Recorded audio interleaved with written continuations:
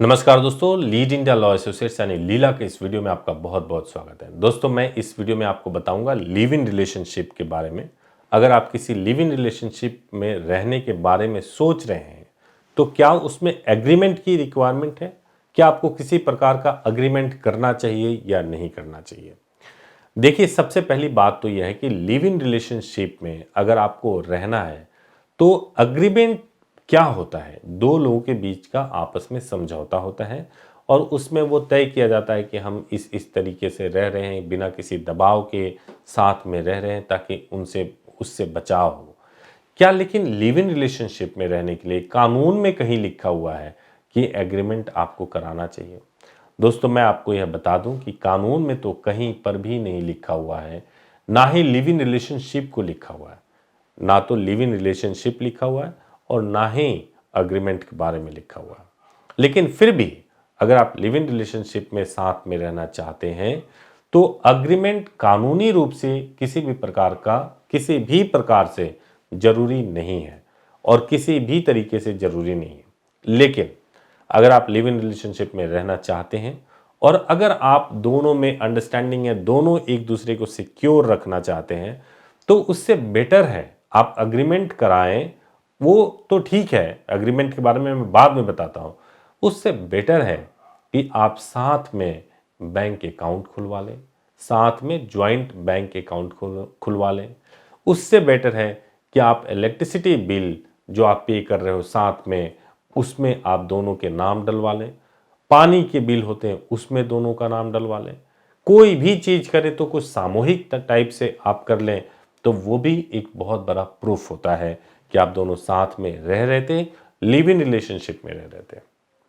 क्योंकि जब live in relationship टूटता है उस पर दो चीजों का खतरा होता है। हो सकता है कि एक व्यक्ति शादी नहीं करना चाहता हो, उस रिश्ते को समाप्त करना चाहता हो, और एक उसको कंटिन्यू रखना चाहता हो। जो समाप्त करना चाहता है वो तो आसानी से निकल जाता है, जो कंटिन्यू रखना चाहता है वो प्रतिशोध की भावना लेना चाहता है। उस वक्त अगर लड़की है तो रेप केसेस और अन्य प्रकार के केसेस के बारे में सोचती हैं, और अगर लड़का है तो पीछा छुड़ा करके भागना चाहता है। ऐसी परिस्थिति में अगर आपने कोई एग्रीमेंट कर रखा है कि हम अपनी मर्जी से इस दिन इस तारीख से एक छत के नीचे लिव इन रिलेशनशिप में रहना शुरू कर रहे हैं, और अगर इस बीच में हमारे बीच में कोई भी विवाद होता है तो हम एक दूसरे के खिलाफ कोई मुकदमा नहीं करेंगे, या कुछ इस टाइप से अगर आप कोई अग्रीमेंट बनवा लेते हैं, तो ये अग्रीमेंट केवल इस तरह से काम आ सकता है कि कभी कोई आपके ऊपर फर्जी मुकदमा आपके लिव इन पार्टनर के द्वारा कर दिया गया, तो उस वक्त आप इसको दिखा करके आपको थोड़ा अपने आप को सही साबित कर सकेंगे। लेकिन वो आपको बचाने का या उस अग्रीमेंट से आपको कोई अन्य लाभ मिल जाएंगे, ऐसा नहीं है।